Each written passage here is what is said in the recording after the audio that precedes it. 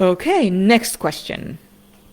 Having been single for the past 4 years following a difficult breakup, I'm now looking to enter a new relationship. The problem is I don't know how to date in a conscious and integrated way. When I was younger, I just followed my instincts and attractions, and the gay scene was totally different then too, sure.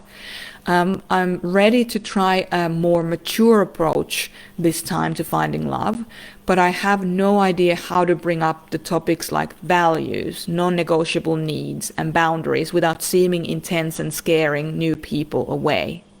A little help? Okay, so great question. And yes, you've been single for the past 4 years, then you were in a relationship before that, and then before that you were dating. Things have changed a lot in that time frame, for sure, in every imaginable way in terms of dating, but also in the gay scene. You're absolutely right. Things have moved into somewhat different directions, but this is life. Life always continues to change and move, and the only constant in your life is you. And so having that sense of who you are, what your values are, what your non-negotiable needs are, what your boundaries are, is just you being clear about those is very powerful.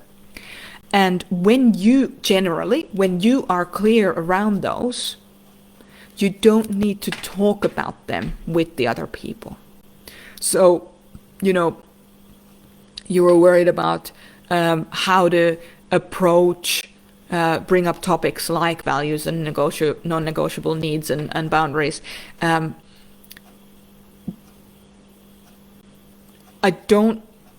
know that there's almost like an urge to try and do that ahead of time so that people can have as clear an experience as possible.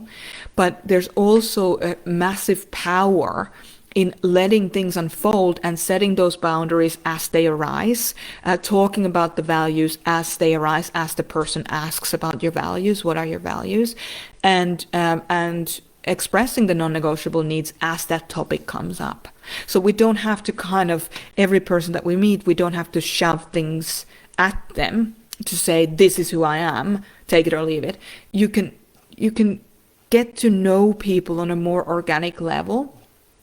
And I know it can be really challenging to not give all the information up front and not try to be as clear as possible to try and find out if this is the right person for you.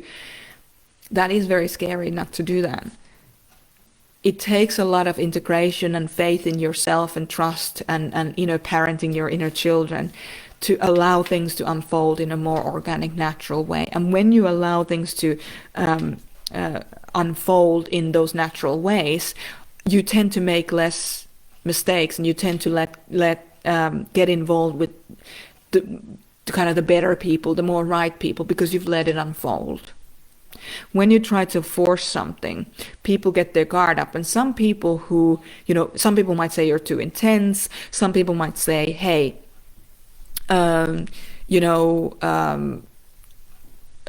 oh, okay, no, that sounds okay. When in fact they're not okay with your non-negotiable needs.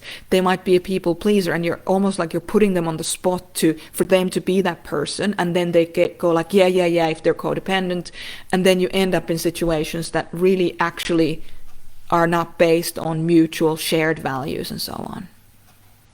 So the most integrating things you can do, the most integrated way of and conscious way of dating is really getting to know those four people within you. Who's your adult self? What does that adult self want out of relationships?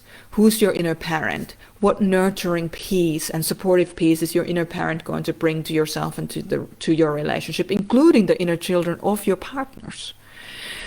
Who's your 10-year-old inner child? What black and white non-negotiable things are they bringing into the situation, and how can you put their message across to the other person in a way that's actually palatable for them? I was talking about this I'm in a process of rewriting the 4 People Within full course right now.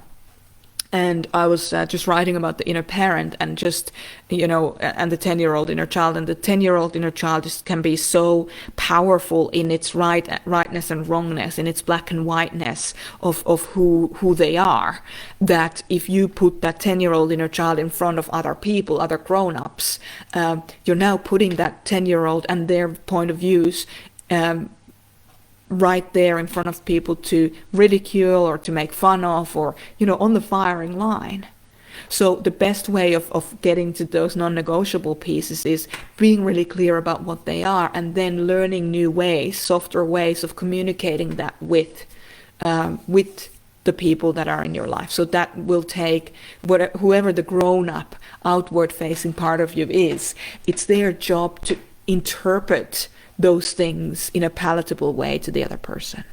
And then, of course, who's your 3-year-old inner child? What are those really core woundings and core pains and core desires and hopes that person holds? And how can you take those and interpret them in a way, again, in a grown-up way, to your partner or your future partner, so that they don't get drawn into some codependent dynamic where your inner children go to your partner for their needs to be met instead of the grown-up parts of you.